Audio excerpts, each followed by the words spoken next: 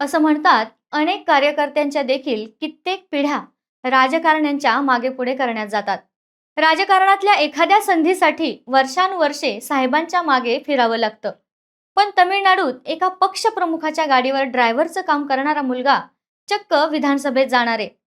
तमिळनाडूच्या 234 जागांपैकी विजय थलपतीच्या तमिलगा वेत्री कडगम म्हणजेच टीव्हीकेला तब्बल 108 जागा मिळाल्या. तमिळनाडूच्या टीव्हीके स्टोरीचा डायरेक्टर जरी विजय असला, तरी या निवडणुकीत खरा हिरो ठरलाय तो म्हणजे सबरीनाथन आर.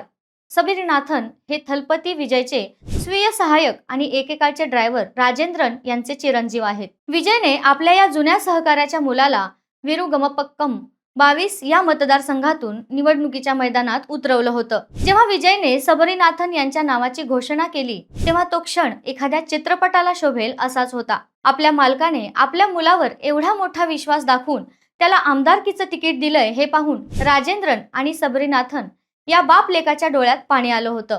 तो भावनिक व्हिडिओ सोशल मीडियावर तुफान व्हायरल झाला होता. आज सबरीनाथन यांनी हा विश्वास सार्थ ठरवलाय.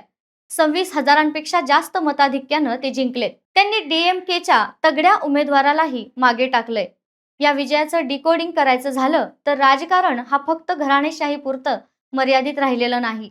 जेव्हा एखादा नेता सामान्य कार्यकर्त्यावर आणि त्याच्या निष्ठेवर विश्वास दाखवतो, तेव्हा एक ड्रायव्हरचा मुलगाही आमदार म्हणून विधानसभेत जाऊ शकतो. थलपती विजयने साऊथच्या राजकारणात जो नवीन पायंडा पाडलाय, त्याबद्दल तुम्हाला काय वाटतं? कमेंट्समध्ये नक्की सांगा आणि अशाच राजकीय विश्लेषणासाठी पाहत रहा डिकोड मराठी.